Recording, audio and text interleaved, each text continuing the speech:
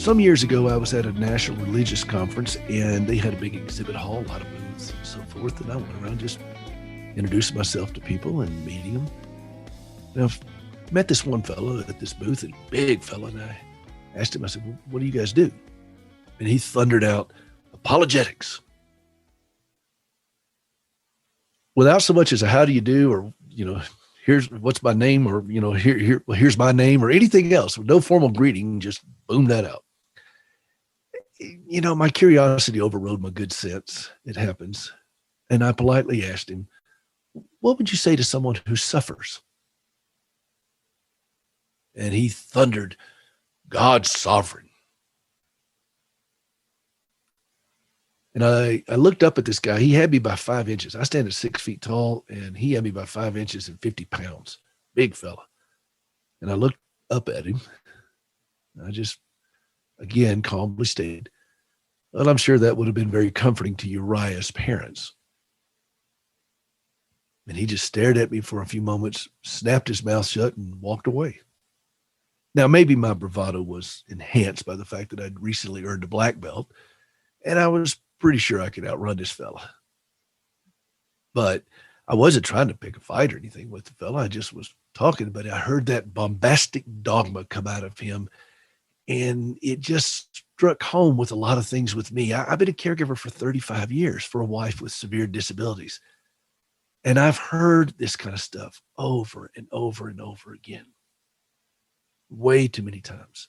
Now, for those who may not remember, Uriah was the soldier who was very loyal to King David. And King David ended up sleeping with his wife while Uriah was at battle, got her pregnant, and then had Uriah killed so that he could marry his wife. Pretty painful chapter, several chapters in Scripture, pretty painful episode. And, so when I hear people say these things with such misplaced authority, I think sometimes it comes across so harsh. It reminds me of all the things that I've heard and so many other caregivers here. If you had enough faith, God doesn't put more on you than you can handle, which is not even scriptural. God's sovereign. Those and similar comments seem to lead to greater speculation on how God views suffering, pain, loss, and injustice. In a recent conversation with someone, we talked about the political turmoil in our country, and the remark was made, God doesn't like injustice and won't stand for it. Well, Proverbs 21:15 is one of many scriptures backing that up, which says, when justice is done, it is a joy to the righteous, but terror to the evildoers. The scripture assures us that evildoers will experience the terror of justice. But that statement also uncomfortably implies the occurrence of injustice. Furthermore, there remains an unspecified time frame regarding the duration of that injustice before justice is meted out.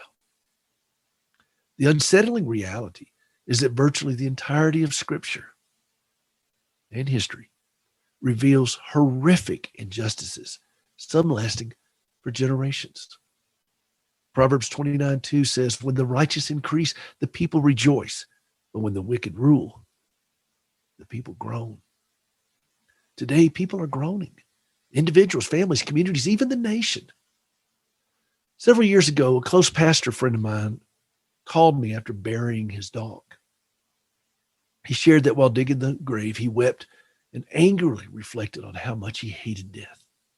In his nearly 40 years of ministry, he's presided over countless funerals. I played the piano for many of those funerals with him, and we discussed those services and how much we both hate death.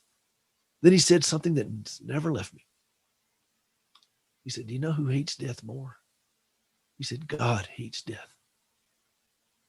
After a long pause, he added, he hates it so much that he took it upon himself to provide a way to conquer death once and for all. Injustice runs rampant in this world. Watching the evening broadcast of angry talking heads, we often feel agitated rather than educated, and we groan while observing people in authority reveling in injustice. I hate injustice. Do you know who hates injustice more? God hates injustice so much that he became flesh and traveled to the cross to take upon himself the full penalty for injustice. He did that to spare us from what the evildoers will face with terror. It can be said to people who suffer and groan. The apologetics man at the convention offered blunt force truth. He wasn't wrong. God is indeed sovereign.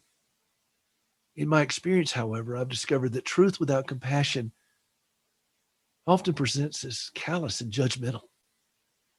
When we see ourselves, loved ones, neighbors, and even our nation groaning under injustice, some may thunder out, God's sovereign.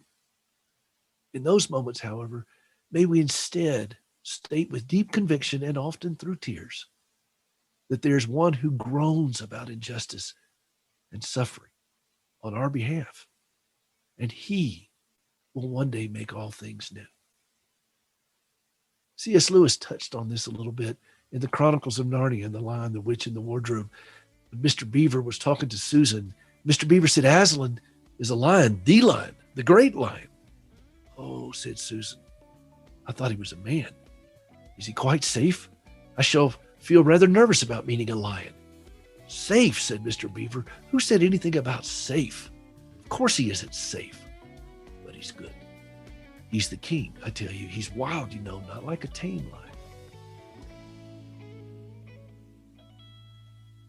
Have you ever struggled to trust God when lousy things happen to you? I have. I'm Gracie Rosenberger, and in 1983, I experienced a horrific car accident leading to 80 surgeries and both legs amputated. I questioned why God allowed something so brutal to happen to me, but over time, my questions changed, and I discovered courage to trust God. That understanding, along with an appreciation for quality prosthetic limbs, led me to establish Standing with Hope. For more than a dozen years, we've been working with the government of Ghana and West Africa, equipping and training local workers to build and maintain quality prosthetic limbs for their own people. On a regular basis, we purchase and ship equipment and supplies. And with the help of inmates in a Tennessee prison, we also recycle parts from donated limbs. All of this is to point others to Christ, the source of my hope and strength. Please visit standingwithhope.com to learn more and participate in lifting others up. That's standingwithhope.com. I'm Gracie, and I am Standing with Hope.